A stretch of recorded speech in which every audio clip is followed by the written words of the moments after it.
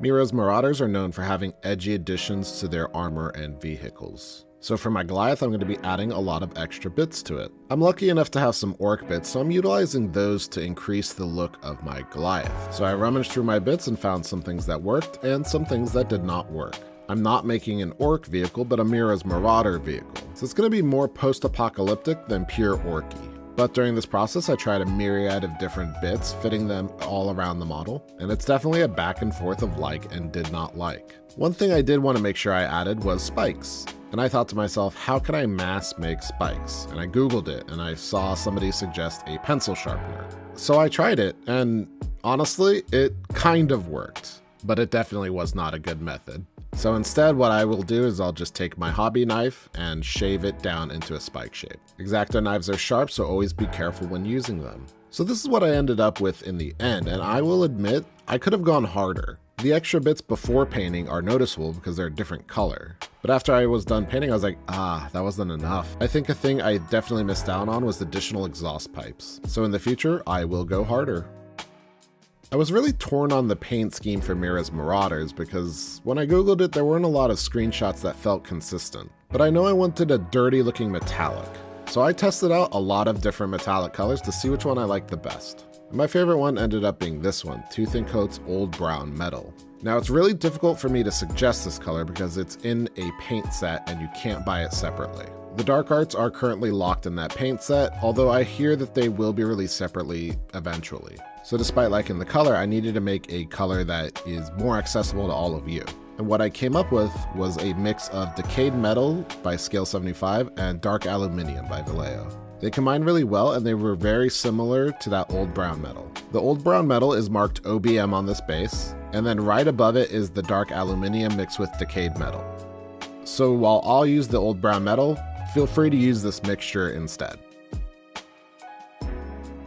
And I'm going to take that Old Brown Metal, I'm going to spray it all over the entirety of the model. And if you want, you can brush it on, it'll just be slower, or you can sponge it on, although that might be difficult to reach some of those deeper recesses. And after I have completed all the airbrushing, you can see what a beautiful color that Old Brown Metal is. I hope that 50-50 mix of the other colors works out for you, and if it doesn't or does, please report it in the comments down below. And here's a color comparison to the marine that I painted in a video previously. And it really goes to show you how dirty this looks.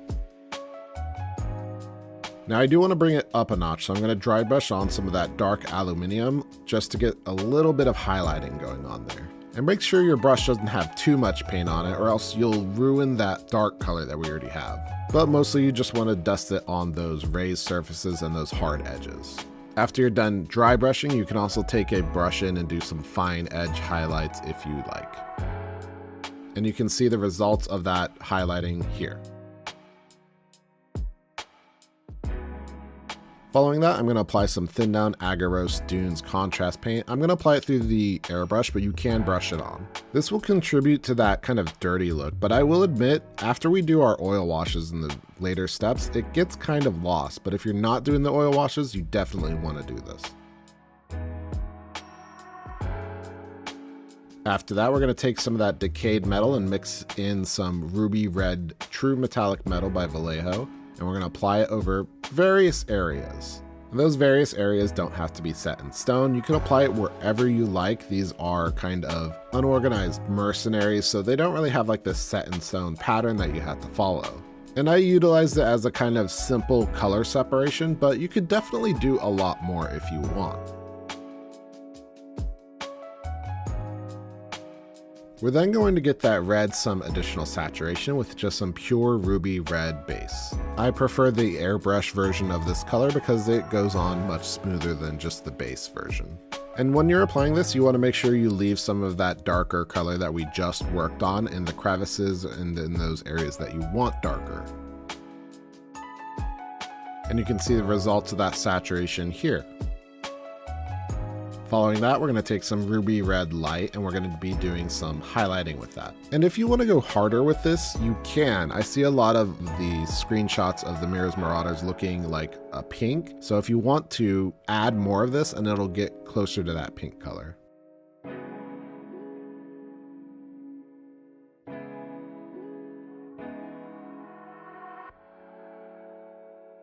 I'm then going to add some additional color separation by taking that dark aluminum and painting in some of those details. Additionally, even bigger things that I want to be a different color, such as these kind of like saw blade tusk things, as well as the big gun barrels. So just pick out some bits and bobs so it all doesn't look one tone.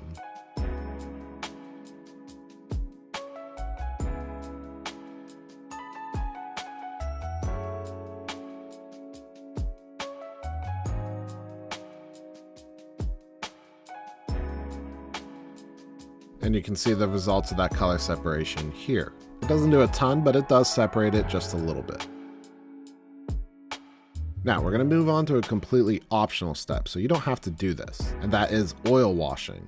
There's nothing to be scared with oil washes, although I do know they're pricier, so if you're avoiding them, I get it. But for this model, I'm going to be taking a mixture of burnt umber and burnt sienna just to get a dark brown, kind of sandishy brown color. So I just take a little bit of both of them, add in some mineral spirits, and aggressively mix them together. The mixing step does take a while, so make sure to be thorough in that your oil isn't being chunky in there anywhere.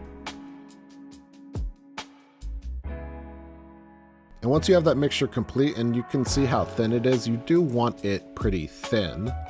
We'll grab our model and we're just going to start slathering it on. And this seems scary, and it does seem kind of scary, but it's not. And I get it. It looks gross. It looks bad.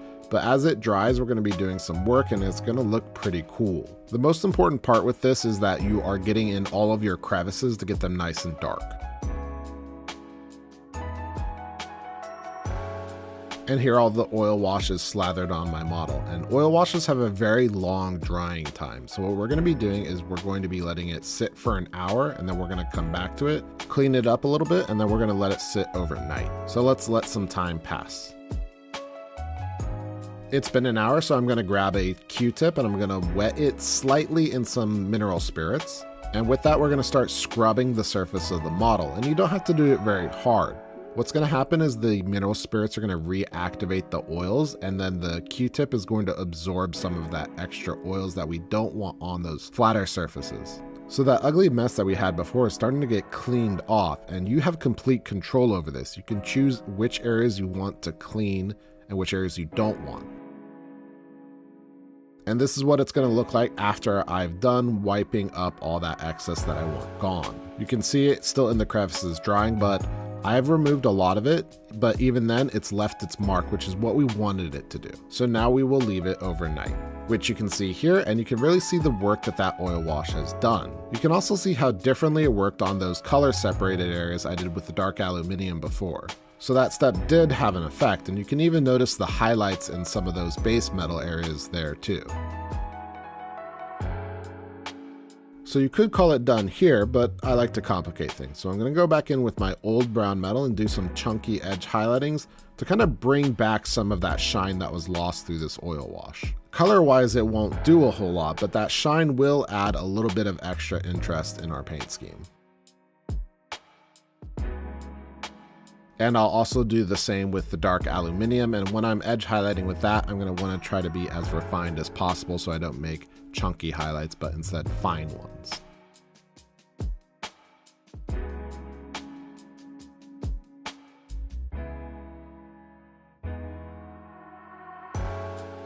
And I will also do the same with the ruby red. And you might say that, hey, you're just redoing all the work you just did, but the oil wash added some complexity to the scheme that makes it really interesting, so it's worth it. But like I said, the oil wash was an absolutely optional step. I get it when people don't want to experiment with those kind of weird tools, but weird tools do elevate your game, so I definitely encourage you to experiment with them.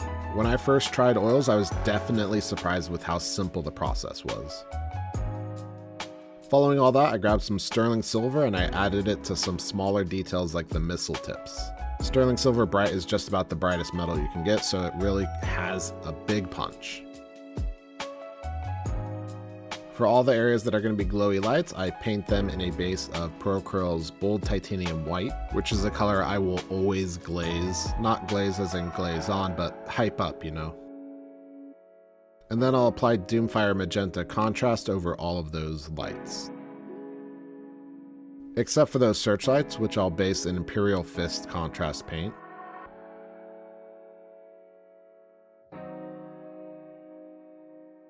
followed by a little bit of that pure white in the center of the light.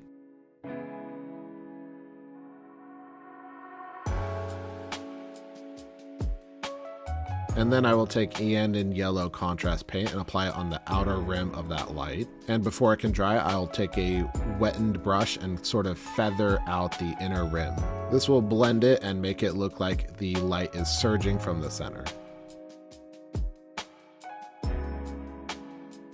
And finally, I'll apply some black Templar contrast paint to the canopy. And when all is said and done, I'll also apply some gloss varnish to the canopy to make it shine. And here the Goliath is all complete, and I'm really happy with how dingy the metal looks. That being said, like I mentioned in the earlier part of the video, I do wish I went harder with it. From adding more spikes to other bits and bobs, as well as doing other things like adding more rust effects, I think I had some opportunity there. And I think it's really important to identify in areas that you can improve. So I'll chop this up as a lesson learned. But I do still really like it, and I hope you do too. If you do, comment, like, subscribe, and I will catch you in the next one. Which, by the way, he will be receiving some reinforcements.